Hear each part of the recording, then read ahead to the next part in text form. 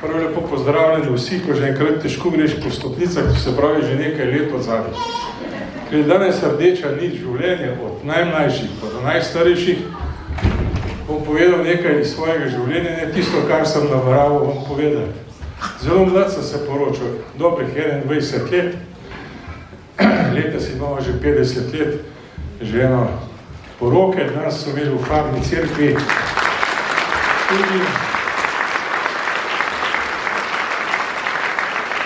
srečanje okroglih obletnic, pa žena nismo mogli iti, ker bo žena neko težavo za zdogami.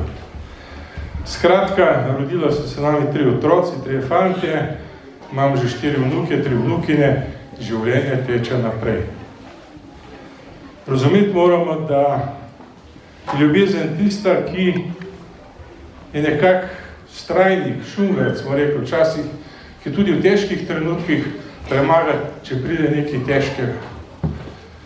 In ljubezen je tista, ki razume nihanje razpoloženja, bolezni, pomanjkanje denarja. Ko gradiš svoj dom, ko gradiš hiša, je marsikaj težko. Pa vendar ljubezen premaga vse.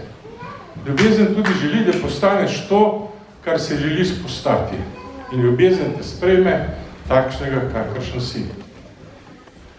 Vesel sem, da je Karitas v Rotah tako močna, da se združujete in tudi, da na poti življenja je tudi upanje. Kajti življenje je tako kot odsev. Kar sejemo, to žanjemo. Kar dajemo, to prejemamo. Kar vidimo v drugih, vidimo tudi v sebi.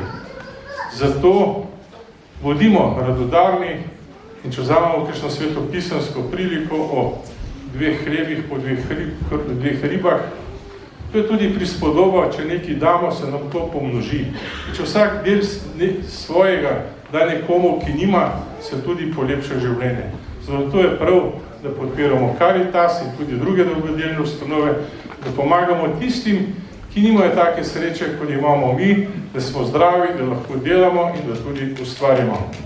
Rad bi poudaril to, v zraku je danes vse sorta, ampak ta prava misel pa mora biti ljubezen in veselimo se življenja.